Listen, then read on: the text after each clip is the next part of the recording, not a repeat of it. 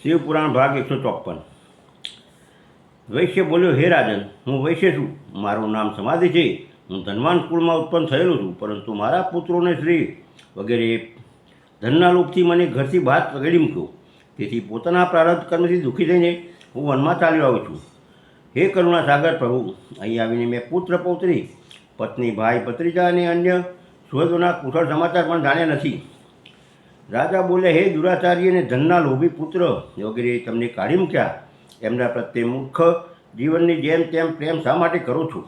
વૈશ્યે કહ્યું, હે રાજન, આપે ઉત્તમ વાત કહી, આપણી વાણી સાર ગર્ભિત છે, તેમ છતાં સ્નેહપાસથી બંધાયેલું મારું મન અત્યંત મોહને પ્રાપ્ત થઈ રહ્યું છે। આ રીતે મોહથી વ્યાકુળ થયેલ વૈશ્ય અને રાજા બંને મુનિવર મેઘા પાસે ગયા। વૈશ્ય સહિત રાજાએ હાથ જોડીને મુનિને પ્રણામ કર્યા અને આ પ્રકારે બોલ્યા, હે ભગવાન, આપ અમને બંનેના મોહ પાસને કાપી નાખો। મને રાજલક્ષ્મીએ છોડી દીધો છે અને મેં ગહન વનમાં શરણ લીધું છે, તેમ છતાં રાજ્ય તૂટવાઈ જવાને કારણે મને સંતોષ નથી અને આ વૈશ્ય છે જેને સ્ત્રી વગેરે સ્વજનોએ હાંકી કાઢ્યો છે, તેમ છતાં એ લોકો પ્રત્યે એની મમતા દૂર નથી થઈ। એનું શું કારણ છે? બતાવો। સમજદાર હોવા છતાં પણ અમારા બંનેના મન મોહથી વ્યાકુળ થઈ ગયા છે, આ તો ભારે મૂર્ખતા જ છે। ઋષિ બોલ્યા, હે રાજન, સનાતન શક્તિ સ્વરૂપા જગદંબા મહામાય કહેવાય છે, એ જ બધાના મનને ખેંચીને મોહમાં રાખે છે। એ પ્રભુ, એમની માયાથી મોહિત થવાને કારણે બ્રહ્મા વગેરે સમસ્ત દેવતા પણ પરમ તત્વને જાણી શકતા નથી। પછી મનોનીતો વાતચિત, હે પરમેશ્વરી, રજ, સત્વ અને તમ એ ત્રણ ગુણોને આશ્રય લઈ સમય અનુસાર સંપૂર્ણ વિશ્વની સૃષ્ટિ, પાલન અને સંહાર કરે છે। હે નૃપ શ્રેષ્ઠ, જેના પરથી ઈચ્છા અનુસાર ધ્રુપ ધારણ કરનારા વરદાયની જગદંબા પ્રસન્ન થાય છે, તે જ મોહના ઘેરાવાથી છૂટી જાય છે, મોહ અંધકારને ઉલ્લંઘી જાય છે। રાજાએ પૂછ્યું, હે મુનિ, જે સર્વને મોહિત કરે છે તે મહામાયા કોણ છે અને કયા પ્રકારે એમનો આવિર્ભાવ થયો, તે કૃપા કરીને મને કહું।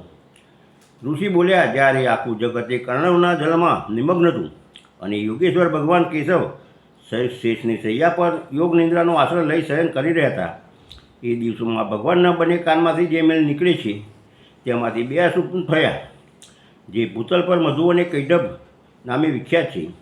એ બંને વિશાળકાય ઘોર અસુર પ્રલય કાળના સૂર્યની જેમ તેજસ્વી હતા। એમના જડબા બહુ મોટા હતા, એમના મુખ દાઢોને કારણે એવા વિકરાળ દેખાતા જાણે આખા જગતને ખાઈ જવા તૈયાર થયા હોય। એને બંને ભગવાન વિષ્ણુની નાભીથી પ્રગટ થયેલા કમળ પર બ્રહ્માને જોઈને પૂછ્યું, અરે તું કોણ છે? આવું કહીને એમને મારી નાખવાને માટે તૈયાર થઈ ગયા। બ્રહ્માજીએ જોયું એ બંને દૈત્ય આક્રમણ કરવા ચાહે છે અને ભગવાન જનાર્દન સમુદ્રના જળમાં પહોંચી ગયા છે, ત્યારે એમણે પરમેશ્વરનું સ્તવન કર્યું અને એમની પ્રાર્થના કરી, હે અંબિકે, તમે બંને દુર્જય અસુરોને મોહિત કરો અને આ જન્મ ભગવાન નારાયણને જગાડી દો। ઋષિ કહે છે, આ રીતે મધુ અને કૈટભના નાશ માટે બ્રહ્માજીની પ્રાર્થના પર સંપૂર્ણ વિદ્યાઓની અધિદેવી જગતજનની મહાવિદ્યા ફાગણ સુદ 12ને દિવસે ત્રૈલોક્ય મોહિની શક્તિરૂપે પ્રગટ થઈને મહાકાલીના નામે વિખ્યાત થયા। તદંતર આકાશવાણી થઈ, હે કમલાસન, ડરો નહીં, આજે યુદ્ધમાં મધુ કૈટભને મારીને હું તમારા કંટકનો નાશ કરીશ। આમ કહીને તે મોહમાયા શ્રીના નેત્રને મુખ વગેરેમાંથી નીકળીને અવ્યક્ત જન્મા બ્રહ્માના દ્રષ્ટિપથમાં આવી ઊભા થઈ ગયા। પછી તો દેવાધિદેવ ઋષિ કે જનાર્દન જાગી ગયા। એમણે પોતાની સામે બંને દૈત્ય મધુ અને કૈટભને જોયા। એ દૈત્યોની સાથે અચલ તેજસ્વી વિષ્ણુના 5000 વર્ષ સુધી બાહુયુદ્ધ થયું, ત્યારે મોહ માયાના પ્રભાવથી મોહિત થયેલા એ શ્રેષ્ઠ દાનવોએ લક્ષ્મીપતિને કહ્યું, તમે અમારી પાસેથી મનોવાંછિત વરદાન ગ્રહણ કરો। નારાયણ બોલ્યા, જો તમે લોકો રોશન થયા હો તો મારે હાથે માર્યા જાઓ, આ જ મારું વરદાન છે, એ આપો, હું તમારી પાસે બીજું વરદાન ચાહતો નથી। ઋષિ કહે છે, એ અસુરોએ જોયું કે આખી પૃથ્વી રણમના જળમાં ડૂબેલી છે, ત્યારે તે કેશવને કહેવા લાગ્યા, અમને બંનેને એવી જગાએ મારો જે જળથી ભીની થયેલી ધરતી ન હોય। બહુ સારું કહીને ભગવાન વિષ્ણુએ પોતાના પરમ તેજસ્વી ચક્રને ઉઠાવ્યું અને પોતાની જાંઘ પર એમના મસ્તક રાખીને કાપી નાખ્યા। હે રાજન, આ કાલિકાની ઉત્પત્તિનો પ્રસંગ કયો છે એ મહામતે હવે મહાલક્ષ્મીના પ્રાદુર્ભાવની કથા સાંભળો। દેવીઓમાં નિર્વિકાર અને નિરાકાર હોય ને પણ દેવતાઓનું દુઃખ દૂર કરવા માટે યુગે યુગ સાકાર રૂપ ધારણ કરીને પ્રગટ થાય છે।